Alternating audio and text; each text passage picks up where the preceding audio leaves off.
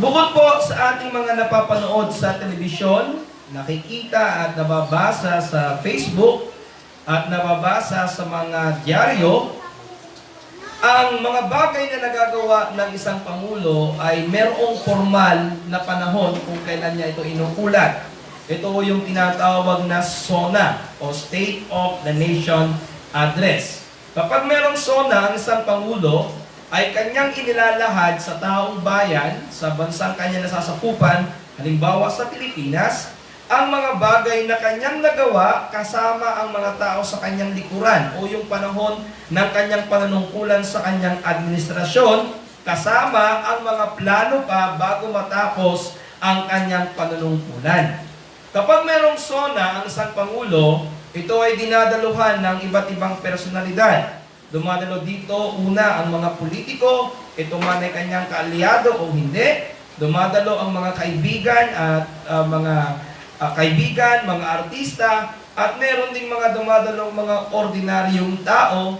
At syempre, nariyan din naman yung mga dumadalo upang humanap ng kanilang maibabatikos sa pamunuan. Palagi natin makikita na pagkatapos ng SONA ng Pangulo ay nariyan naman ang kabilang panig na sila ay magpapahayag ng kanilang hindi pagkagusto sa mga ipinahayag ng Pangulo. Magsasabi sila na maaaring may pagkukulang o may mga bagay sila na hindi nagustuhan. At yung po yung natural na nangyayari kapag merong isang Pangulo na naghahayag ng kanyang SONA. Pero alam nyo, meron din kanyang mga pangyayari sa panahon ng pangangaral ng Ebanghelyo sa loob ng iglesia. May mga pagkakataon at maraming mga pagkakataon na kapag mayroong nangangaral ay mayroong pong mga nakikinig na natutuwa sa kanilang napapakinggan, subalit mayroon din namang hindi natutuwa o di kaya naman ay nagagalit o nagtatampo at nasasaktan sa kanilang napapakinggan.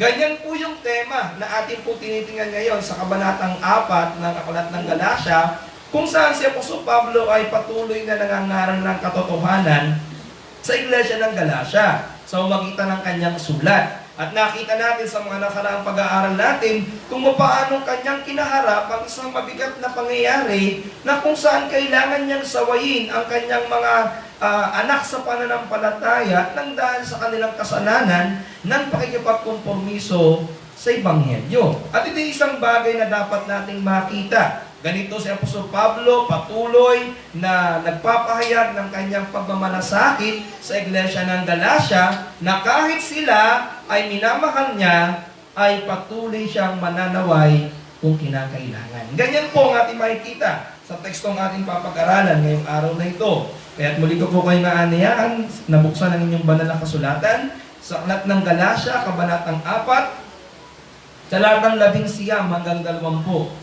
Galatians chapter 4, verses 19 to 20. Aklat ng Galacia, Kabanatang 4, talatang 11 at 20. Ganito po ang sabi ng salita ng Diyos atin pong pakinggan. Verse 19. Maliliit kong mga anak, na muli kong ipinagdaramdam sa pagkapanganak hanggang si Kristo ay mabatha sa inyo. Datapuat ibig kong makaharap ninyo ako ngayon at baguhin ang aking tinig sapagkat ako'y nag-aalinlangan tungkol sa inyo. Tayo po'y manalangin. Panginoon, muli po ang iyong salita ay nasa aming harapan at kami muling magbubulay-bulay po nito upang aming maintindihan ang mga bagay na nilalaman po ng mga talatang ito. Sa oras na ito, Ama, kami dumadalangin muli sa pagkilos ng iyong banal na Espiritu na imulat ang aming mga mata, imulat ang aming mga puso, isingin ang aming mga isipan sa mga bagay na aming mga pakinggan. Nawa, Panginoon, ito'y patuloy na magturo sa amin ng mga katotohanan ng iyong mga salita. Humaman ito sa amin, Panginoon, na patuloy na pahalagahan ang pangangaral ng katotohanan.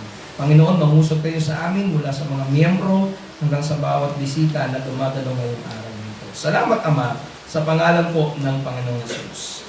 Amen. Amen.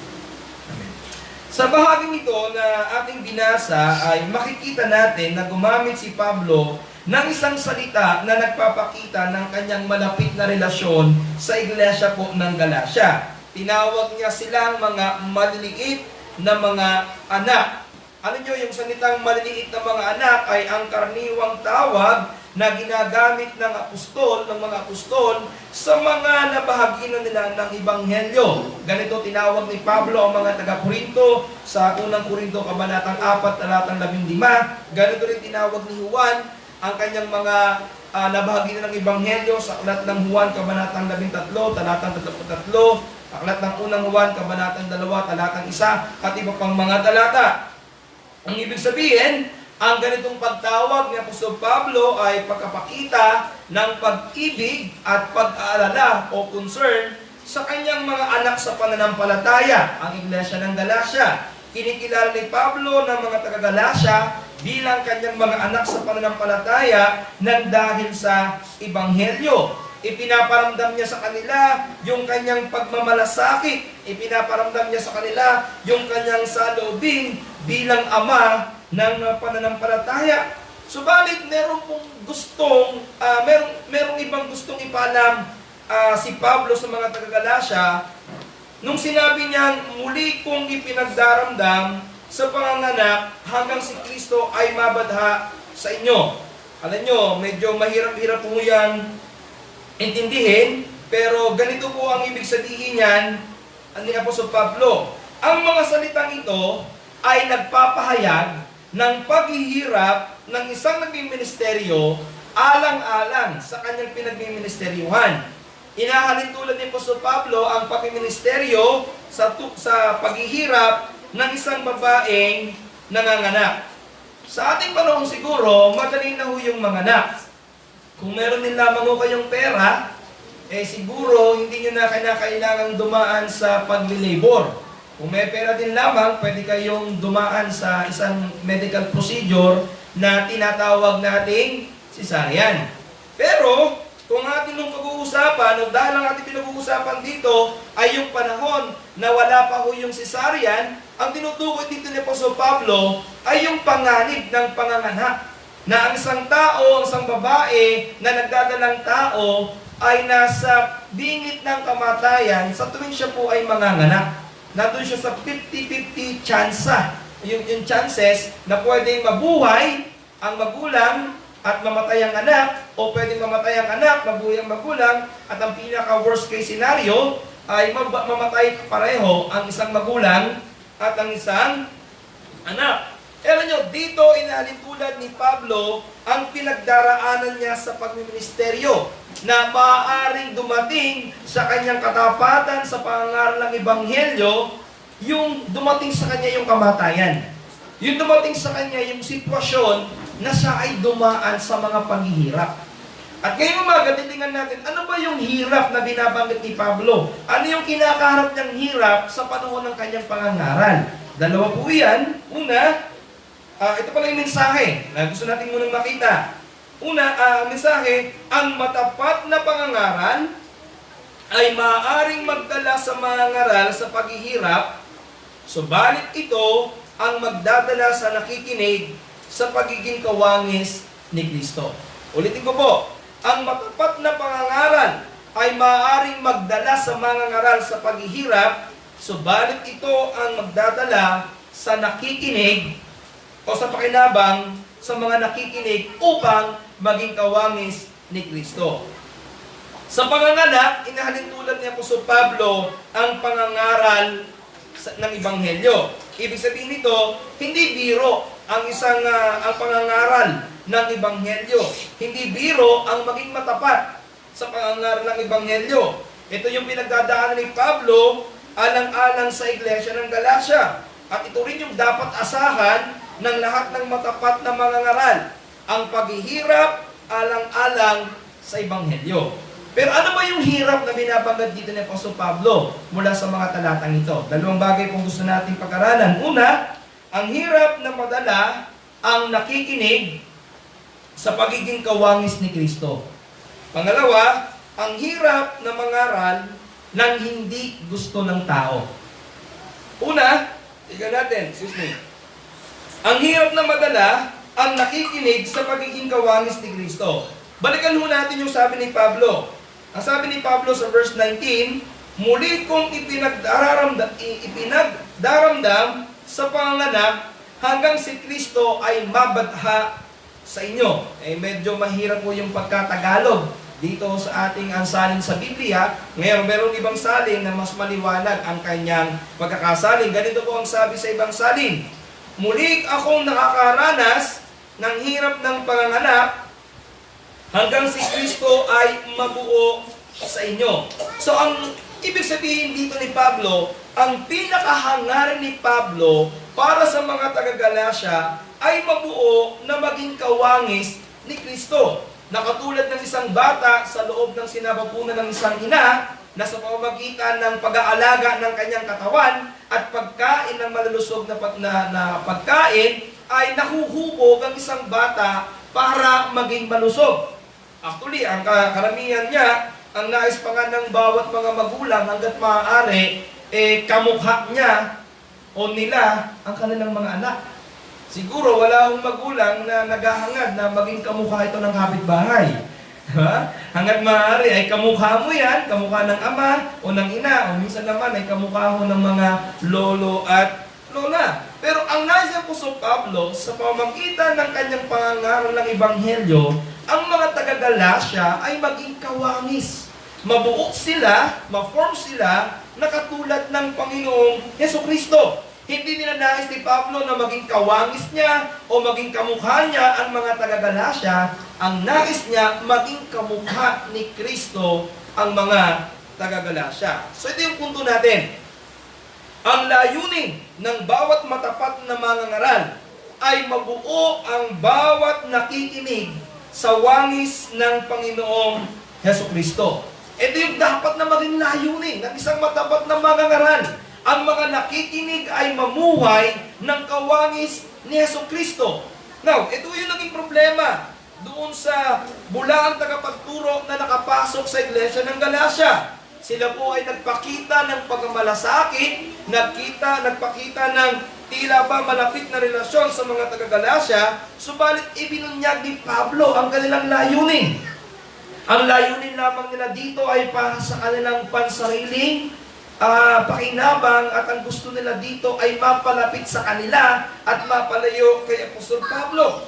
Pero hindi ganyan ang gusto ni Pablo. Niliwanag ni Pablo sa kanila na ang layunin ng kanyang paghihirap na mangaral ng Ebanghelyo ay hindi para maging kamukha nila si Pablo. Ang layunin ng kanyang pangangaral ng Ebanghelyo ay upang maging wangis ng Panginoong Hesukristo ang mga taga-Galacia. Mga kapatid, sa ating panahon, mayroon din ganitong panganib. Kung saan ang mga miyembro ay tila ba nahuhubog na maging kawangis o kamukha ng mga nagbiministeryo at hindi nahuhubog na sumunod sa doong tagapagligtas o sa ating Panginoong Kristo. May mga pangangaral, may mga iglesia na nagiging kawangis ng pastor o ng ministro ang kanilang mga miyembro, subalit hindi ng Panginoon. Halimbawa, may mga iglesia na ang buhok ng pastor ay buhok din ng mga miyembro. Ang suot ng pastor ay suot din ng mga miyembro. Ang estilo ng pangangaral ay estilo rin ng kanilang mga miyembro.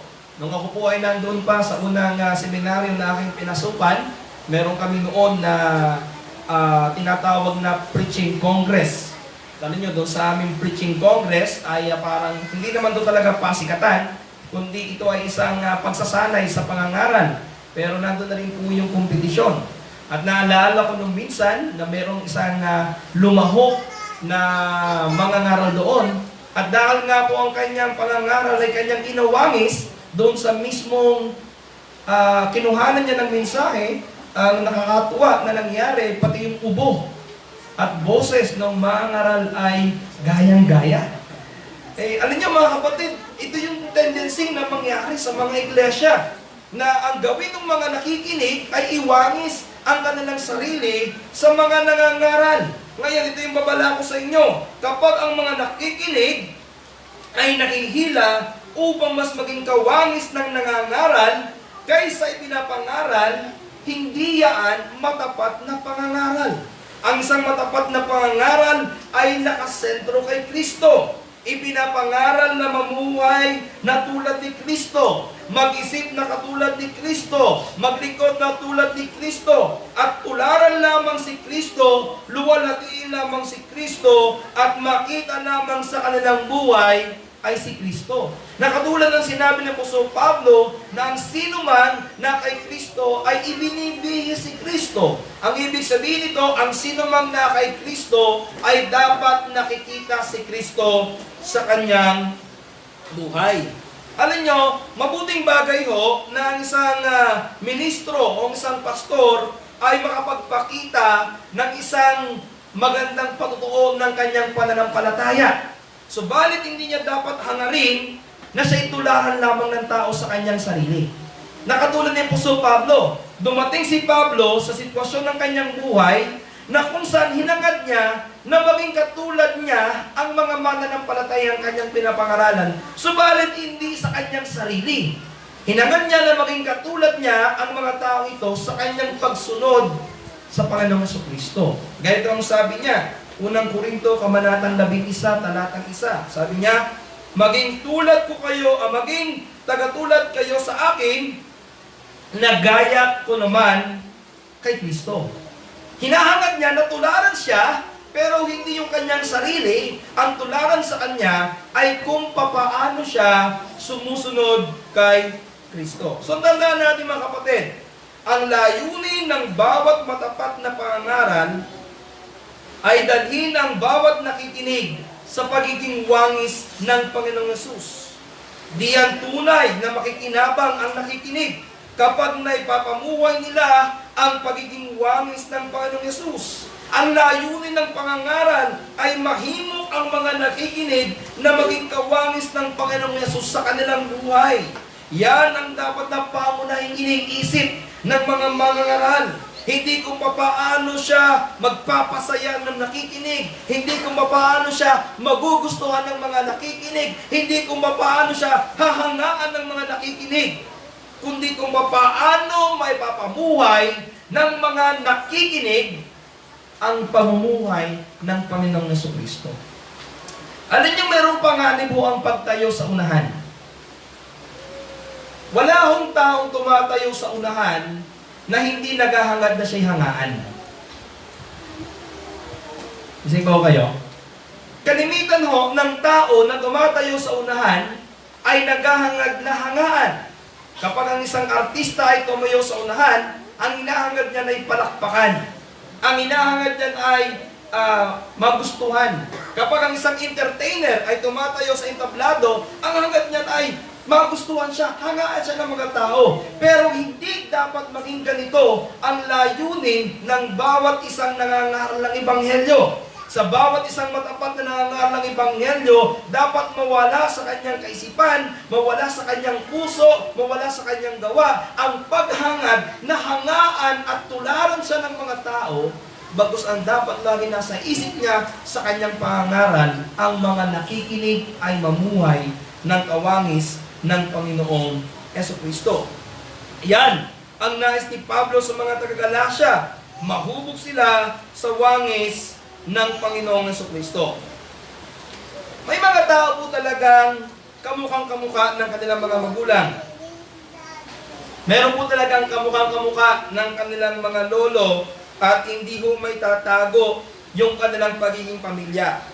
Subalit sa isang mananampalataya, ang dapat na makita sa ating buhay ay hindi ho yung ugali ng ating mga magulang, hindi ho ang ugali ng ating kapamilya. Ang dapat na makita at mainunad sa ating buhay ay ang ugali ng Panginoong Jesucristo.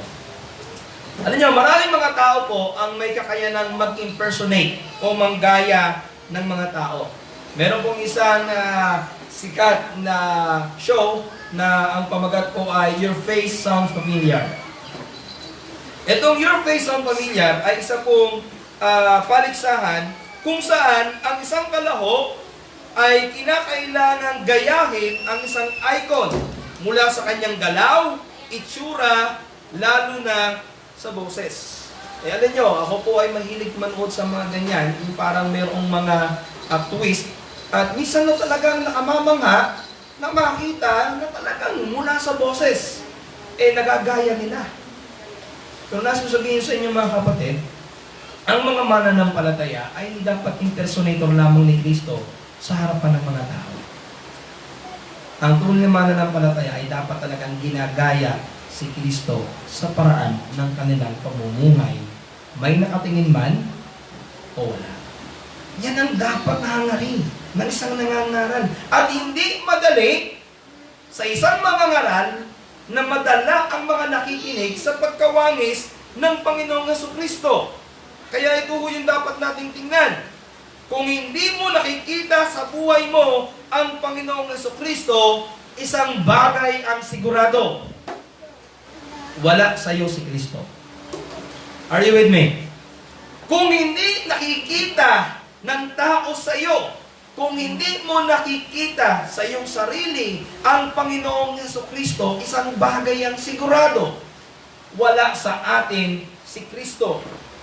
Kaya tatanungin natin, dapat nating tanungin ang ating sarili. Nakikita ko ba sa aking sarili si Kristo? At nakikita ba ng ibang tao sa akin si Kristo? Dahil kung hindi nila nakikita at hindi mo nakikita, ang ibig sabihin, wala. So, wag mong hayaang hindi nakikita sa buhay mo si Kristo. Kaya wag kang magbakasakali. Huwag mo akalain na dahil matagal ka nang dumadalo o dahil ikaw ay matagal ng miyembro ay nasa iyo na si Kristo. Huwag kang mag-akala na dahil ikaw ay isang mabuting tao ay nasa iyo na si Kristo. Huwag kang magbakasakali na dahil ikaw ay isang relihiyosong tao na ikaw naman ay sumusunod sa kautusan ay nasa iyo na si Kristo. Ang inyong tatandaan at inyong titingnan, malibang makita sa buhay mo ang Panginoong Jesucristo, hindi ka makapamumuhay ng kawangis ng Panginoong Jesucristo. Hindi ka makapamumuhay ng katulad ni Kristo. Dahil kung talagang nasa iyo si Kristo, makikita at makikita yan ng tao. Alam nyo, yan yung hirap na kinakaharap ng isang nagmiministeryo. Madala mo yung tao, madala mo yung nakikinig na maging kawangis ng Panginoong Kristo. Alam nyo, kung gusto nyo lang kung gusto mo ang kagiliwan ng tao, madali lang naman. Mangaral ko ng mga inspirational messages. Pero kung gusto mong madala ang tao sa pagiging kawangis ni Kristo, mangaral ka ng katotohanan. Mangaral ka ng kabanalan. Mangaral ka ng katuwiran ng Diyos. Kapag ganyan ang pangaral mo, may matitisod. May masasaktan, may magagalit, hindi ka sisikat. Pero kapag nangaral ka ng kabanalan, ng katwiran, ng katotohanan, diyan tunay na makikinabang ang nakikinig. Dahil diyan, madadala ang nakikinig sa pagkawangis ng Panginoong Jesucristo. Ngayon po, ay may nagsusulong ng tinatawag na Soji Bill. Ang Soji Bill, ito yung batas di umano na magpoprotekta sa mga kabilang sa LGBT. At isa sa laman ng batas na ito ay yung hindi ka maaaring mangaral ng laban sa LGBT dahil mananagot ka sa batas at maaari kang magbulta ng 500,000 piso o di kaya ay makulong. Alam nyo, kung papasayan sa atin ay mas magiging mahirap ang mangaral patungkol sa imoralidad na sangkot ang LGBT. Kaya ipanalangin natin na talagang hindi maipasa sa ating bansa ang Soji Bill na yan. Alam niyo, hindi madaling mangaral laban sa tradisyon ng isang relihiyon. Yan ang kinalabanan ni Pablo sa mga bulaang tagapagturo. Yan ang kinalabanan niya doon sa mga bulaang Hudyo na nakapasok sa iglesia ng Galacia. Kanilang isinasama ang tradisyon ng Hudyo sa kaligtasan. Ang kanilang sinasabi, para ikaw ay maligtas, ay manampalataya kay Jesucristo, pero kailangan mong magpatuli ayon sa batas ni Moses. Iyan din ang malaking kalaban ng Ebanghelyo sa ating panahon. Maraming dumadalo sa ating iglesia ang nabubuhay sa tradisyon. Na kapag nangaral ka ng katotohanan ng Biblia, inaakala nila na naninira ka ng reliyon. Kaya, pag hindi ka nila naintindihan, inaakala lamang nilang ikaw ay nagpapatama sa kanila. Kaya ang resulta, hindi na babalik. Magiging natitisuran. At alam yan ni Pablo. Yan ay sinabi niya na ang pangangaral ng katotohanan ay katitisuran sa mga hindi. Isang bagay na inaasahan natin dito. At sasabihin ko sa inyo, hindi sa lahat ng pagkakataon na meron kayong dalang bisita o kayong mismo mga bisita ngayon ay laging makakarinig ng inyong gustong mapakinggan. Ang kailangan nyong mapakinggan ay ang katotohanan, hindi yung gusto lamang. At minsan, kinakailangan nating baliin ang ating naagis ng relihiyon upang tayo makasunod sa katotohanan ng salita ng Diyos. Ano nyo, minsan mahirap din ang mangaral doon sa ang mga tingin sa kanilang sarili ay alam na yung lahat. Yung akala nila marami na silang alam. Yung nagsasalita ka pa lamang, alam na nilang sasabihin mo. Yan yung mga taong tila ba'y napakatatalino. Yan yung mga taong ayaw nang makinig sapagkat ang alam na nila yung sasabihin mo. At yun yung pinakamahirap, yung para kang nangangaral sa pader. Yung hindi tumatanggap dahil alam na nila. Itong nais ko sabihin sa inyo mga kapatid, ikaw man ay matagal nang dumadalo, ikaw man ay relihiyosong tao, ikaw man ay masunurin sa tradisyon, ikaw man ay maraming alam sa Biblia, kung hindi ka namumuhay ng kawangis ni Kristo, wala sa iyo si Kristo. Kung ikaw ay hindi namumuhay ng katulad ni Kristo, hindi ka pa mananampalataya kay Kristo. Kaya kung hindi ka pa mananampalataya kay Kristo ngayong araw na ito, inaaniyahan kitang lumapit kay Jesus, magsisi sa iyong mga kasalanan at manampalataya sa Kanya. Dahil ang tanging makasusunod kay Kristo ay ang mga taong pinananahanan ng banal na Espiritu. Sana ang patuloy ninyong marinig sa iglesyang ito ay ipinapangaral si Kristo, na sa paghuhukom na darating, hindi nyo may susumbat na hindi nyo narinig na ipinangaral si Kristo. Sa ibang simbahan, ang palaging pangangaral, pagbibigay, pagpapagaling, pagpapayaman, pagpapakabuti. Subalit sa ating iglesia, nawa ang palagi nyong mapakinggan ay ang pangangaral patungkol kay Kristo. Dahil siya ang sentro ng iglesia. Siya ang dapat na sentro ng pangangaral.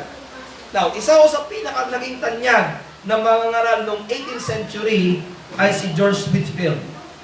Kapag siya po'y nangangaral, ay libu-libong tao ang nakikinig sa kanya.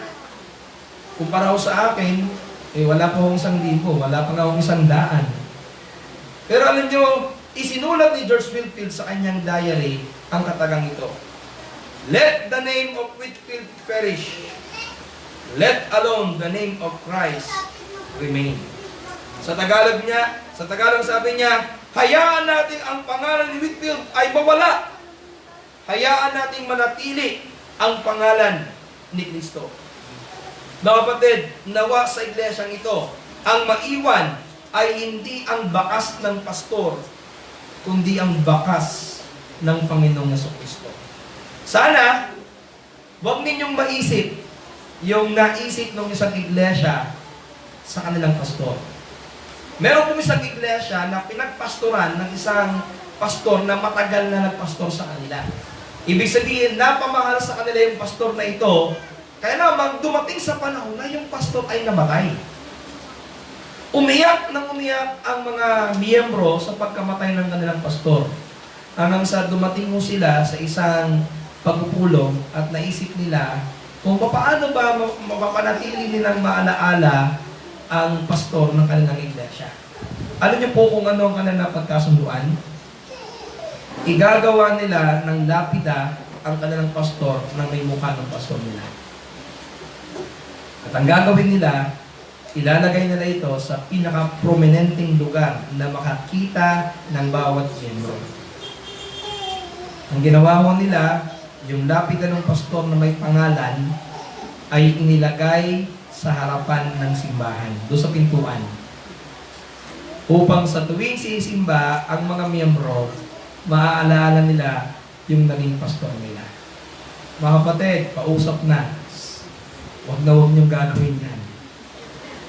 Huwag na huwag kayong maglalagay ng larawan ng mga pastor sa iglesyang ito upang maalaala lang sila.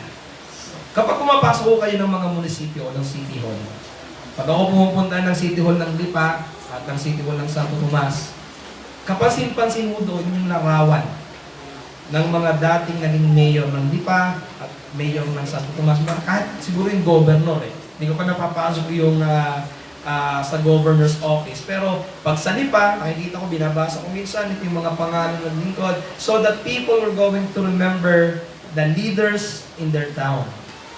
Mga kapatid, ito, makalimutan nyo na ang mga naging pastor ng iglesia. Huwag lamang ang Panginoong Jesucristo. Huwag na huwag kayong gagawa ng lapida na may itsura ng pastor na pastor sa iglesia nito. Kahit gaano siya katagal. Hindi pa sa mga lalahanin kung paano sila nagpagal. Inaalala natin si George Whitefield sa kanilang mga pagpapagal. Inaalaala natin ang mga reformers sa kanilang pagpapagal. Inaalaala natin ang mga apostol sa kanilang pagpapagal. But let the name of all apostles, let the name of all reformers, let the name of all the church fathers perish. Let alone the name of Christ remain. Sa loob ng iglesia, ang dapat na laging maalaala ng mga dumadalo ay ang Panginoong Jesucristo. Kaya ang hamon ko sa inyo ngayong umaga sa ating unang puntos, bantayan natin ang sinuman o anumang maaaring maging karibal ni Kristo sa iglesia. Huwag nating hayaan na may katuruan o nagtuturo na mas sumikit kay Kristo. Huwag nating hayaan na may mataas na doktrina o mangangaral sa iglesia maliban kay Kristo. Ang hangarin ng bawat isa, matapat na pangangaral na maging kawangis ni Kristo ang mga nakikinig. Pangalawa, ang hirap na mangaral nang hindi gusto ng tao. Alam niyo, isa ito sa mga kinakaharap ng isang matapat na mangaral. Yung mangaral ka nang hindi nila gusto. Dahil kapag ikaw ay hindi nangangaral nang hindi gusto ng tao, isang bagay ang karaniwang resulta nito. Hindi ka nila magugustuhan. Hindi ka nila pakikinggan. Madali yung mangaral kung ang ipapangaral lamang ay yung gustong mapakinggan na nakikinig. Mas madali mong mangaral kung ang mensaheng papangaral lamang ay yung mensaheng nakapagpapagaan ng loob. Pagpapayaman, pagpapagaling, pagkakaroon ng malusog na katawan, pagpapahalaga sa sarili. Subalit madali man yan, hindi ganyan ang ginawa ni Pablo. Pakinggan muli natin yung sinabi ni Pablo. Sabi niya, "Datapwat ibig kong makaharap ninyo ako at baguhin ang aking tinig sapagkat ako'y nag-aalinlangan tungkol sa inyo." Alam nyo, ayaw man ni Pablo na manaway, subalit kailangan. Hindi yung estilo ni Pablo sa kanyang pagsulat sa mga iglesia.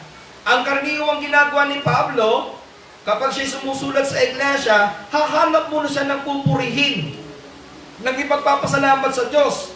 At pagkatapos noon, tsaka siya mananaway kung may makikita siyang kasalanan ng iglesia. Alam nyo, sa iglesia ng Corinto, napakaraming kasalanan, mayroong kasalanan ng doktrina, may kasalanan ng pagbaliwala sa Lord's Supper, na may kasalanan sa pagdidibisyon o paghahati-hati. Pero sa kabila nito, ang ginawa ni Pablo, umanap pa rin siya ng pagpapasalamat sa iglesia ng Galacia, ng Corinto. Ganon din sa aklat ng Thessalonica. Ito naman ay patungkol sa problema sa pagdating ng Panginoong Jesucristo. Pero nakahanap pa rin siya ng pagpapasalamat. Pero kapansin-pansin natin sa iglesia ng Galacia, ang una niyang banggit, pananaway agad. Bakit? Sapagkat ang issue dito sa iglesia ng Galacia ay patungkol sa Ebanghelyo. At ang Ebanghelyo ay ang pinakamahalagang doktrina sa loob ng iglesia.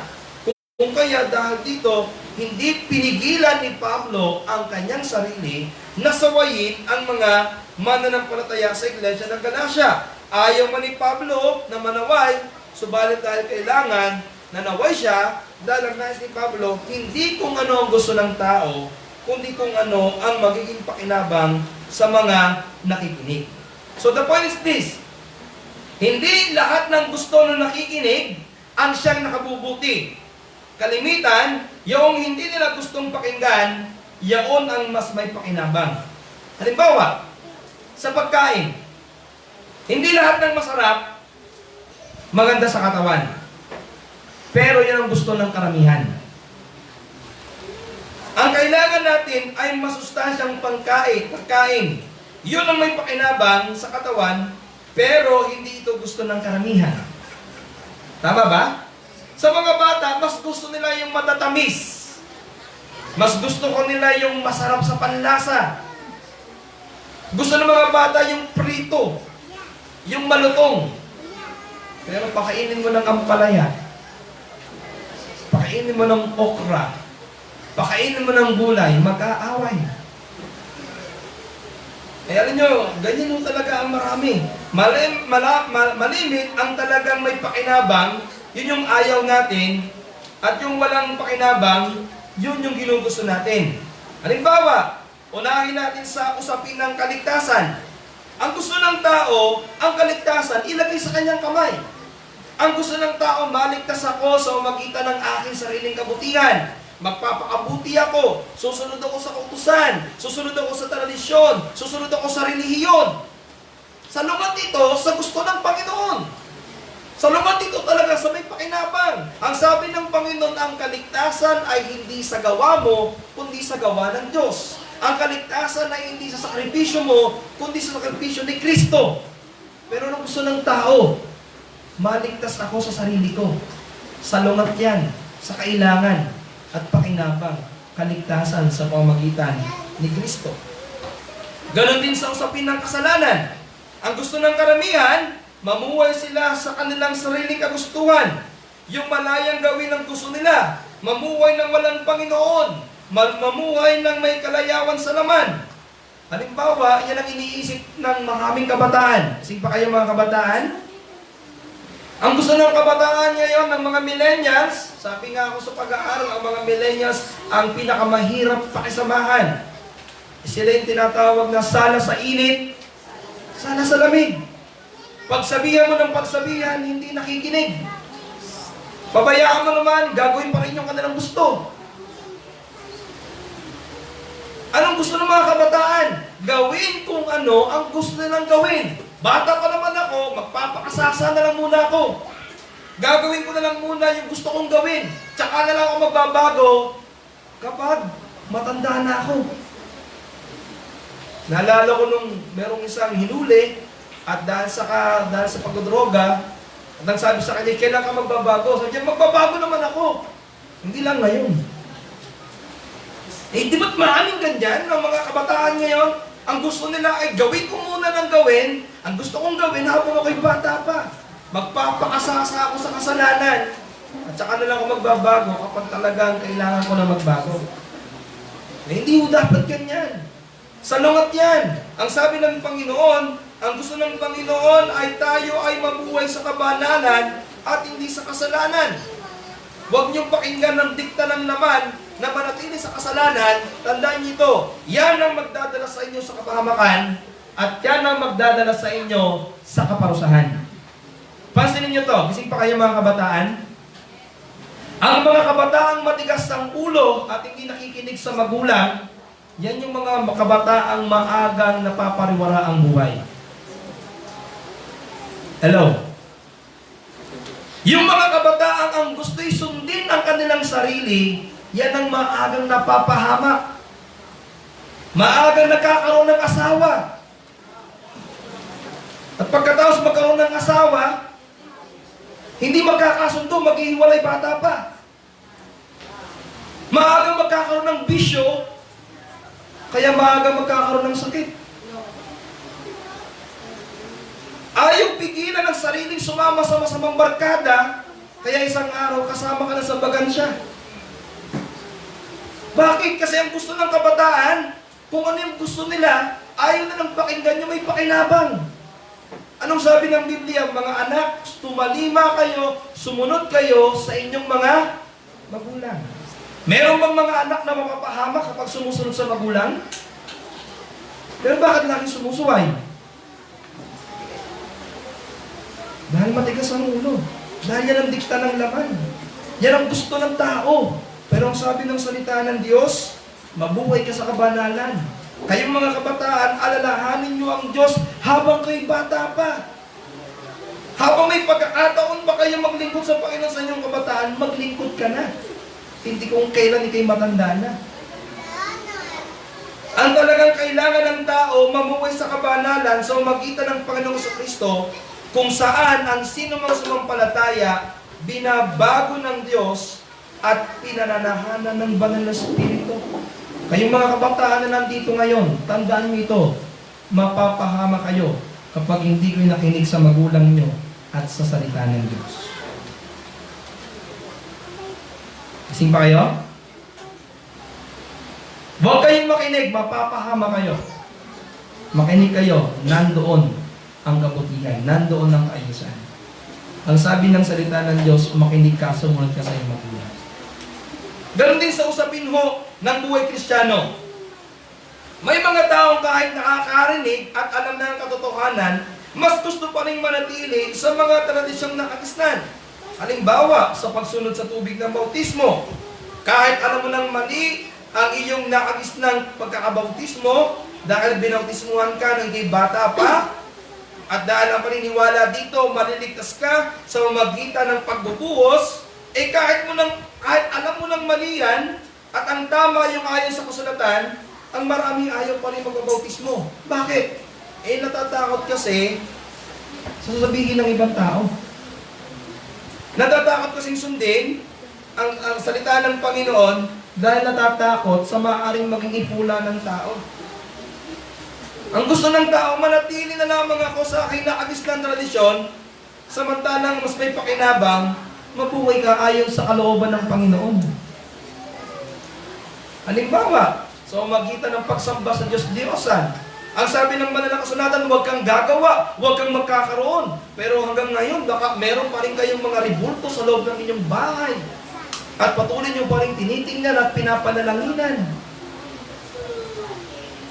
Mananatili ka sa ganyang tradisyon, gayong alam mong mali, pero ang tunay na may pakinabang, yan ay alisin mo sapagkat yan ay nagdadala ng sumpa ng Diyos. Balikan muna natin yung sinabi ni Pablo sa mga taga-Galasya. Sabi ni Pablo, ibig kong makaharapin niyo ako ngayon at baguhin sana ang aking tingin. Ang ibig sabihin ni Pablo, kung maaari sana, huwag na lamang siyang manaway dahil alam niyang hindi ito magugustuhan. Subalit ginawa niya yon dahil alam niyang yun ang kailangan. Maaari ko namang hindi nabanggitin yung mga binanggit ko para hindi masaktan yung mga nakikinig dito. Pero kailangan kong gawin kung yan ang magtatama sa pagkakamali mo. Ganyan ang ginawa ni Pablo. Pwede namang si Pablo ay pumireno na lang. Huwag na lang manaway. Baka masaktan yung mga taga-Galasya. Mga anak ko yan sa pananampalataya. Pero hindi ginawa ni Pablo. Para kay Pablo, kung ito ang mas naging kapakipakinabang sa mga nakikinig, mga ngaral pa rin siya kahit hindi ito magustuhan ng tao. Ano sabi ni Pablo? Ako'y nag-aalinlangan tungkol sa inyo. Alam nyo, kapag inyong inalisa yan, inalisa ang pahayag na yan, masakit po kaya yung ibig sabihin yan. Ang sinasabi ni Pablo dyan, nagdududa ako sa inyo, sa inyong kaligtasan. Pinagdududahan ko kayo kung tunay kayo. Sa isang mananampalataya, nasabihin ako'y nagdududa sa iyo, masakit po yung pakinggan. Pero bakit sinabi ni Pablo? Bakit na kailangan gawin yun?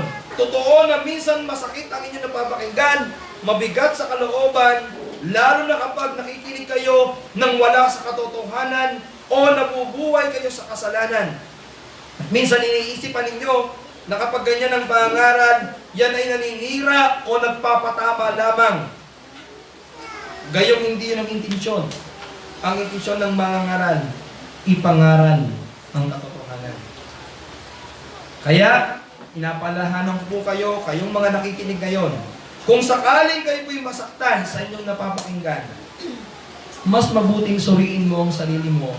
Bakit ka nasasaktan? Dalawang bagay lang naman yan kapag nasasaktan ka. Ang una, wala ka sa katotohanan. Pangalawa, nabubuhay ka sa kasalanan. Kung ang ipapangarap ko lamang sa inyo ay yung masarap sa pakiramdam, hindi kayo talagang makikinabang. Ngunit, hindi ito ang aking gagawin. Bagkus, ang sisikapin ko mangarap ng tapat sa inyo kahit hindi nyo ako magustuhan. Kahit hindi na kayo bumalik sa linggo. Basta ang ipapangarap ko sa inyo, yung totoo. Yung makikinabang kayo. Pag kayo nagpapagamot, pag tayo nagpapagamot, pag sinabi mo ng doktor, ito ang inumin mo. Alam niyo kung talagang gusto mong makinabang, susunod ka sa doktor eh. Kahit anong pait, kahit anong mahal. Naranasan niyo na ba na bigyan kayo ng reseta ng doktor na yung gamot ay napakapait? Bukod sa napakapait ay napakamahal. Tapos anong gagawin no? Ano lagi sasabihin ng doktor? Inumin mo 3 times a day, 7 times a week. Ay paano ko ang isang gamot ay 150? Eh di 450 kada linggo? Ay kada araw? Ay isang linggo. Di ka? Ano sasabihin ng iba? Eh wag na lang. Gagamit na lang ako ng ibang gamot. Yung mas mura. Eh alin ba yung mas kapaki-pakinabang? Yung gusto mo? O yung sinabi ng doktor na magpapagaling sa'yo? Eh ganyan din sa pangangaral. Minsan ang pangangaral, mapait, masakit. Pero kailangan mong tanggapin kasi yun ang magpapagaling. Pero kapag gusto mong mapakinggan, yung magaan, yung nagpapasaya ng pakaramdam, hindi yan magdadala sa iyo ng pakinabang. Ito yung hamon ko sa inyo. Piliin mong pakinggan ang mga pangangaral na sinasawata ang iyong kagustuhan at sumasalungat sa iyong kagustuhan. Ang pakinggan mo ay ang pangangaral ng totoo na nagdadala ng pakinabang. Mga kapatid, ngayong araw na ito yung hamon ko sa inyo. Sa tuwing kayo ay makikinig ng pangangaral ng Ebanghelyo o ng salita ng Diyos, suriin ninyo. Ito ba'y nangangaral para itama ako at turuan ako? O ito ba'y nangangaral upang pagaanin lamang ang pakiramdam ko? Si Apostol Pablo, kahit masakit, dahil kailangan mangangaral ng katotohanan. Sana sa iglesyang ito, matutunan ninyo, kapag kayo dumadalo, ihanda ninyo ang sarili nyo.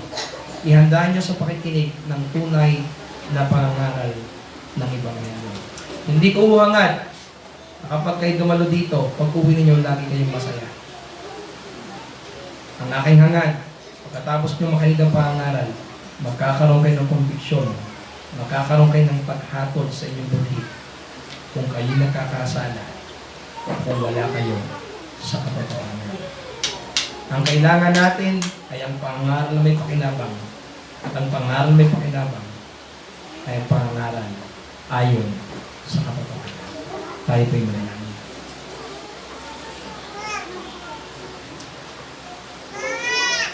Ang maraming Diyos na makapangyarihan sa lahat, marami pong salamat sa paalaala sa amin sa sulat ni Pablo. Tunay nga po, Panginoon, na malimit ang buhay namin ay nakaayon lamang sa mundo. Buhay namin, Panginoon, nakaayon sa takbo ng sanlibutan. Malimit, Panginoon, ang gusto namin ay yung gusto ng laman. At kapag kami nakakarinig ng mga pangangaral, nagdadala ito sa aming Panginoon ng dalawang pagtingin. Ang sundin o baliwalain. Pero salamat, Panginoon, sa tulad ng ganitong mga mensahe ni Pablo. Sa kabila na mahal niya ang iglesia ng Galacia, sapagkat ito'y anak niya sa pananampalataya, hindi niya pinigil ang kanyang sarili para sa isawain. Dahil si tunay nagmamahal. At alam namin, Panginoon, dahil sa kanyang ginagawa, humarap siya sa hirap.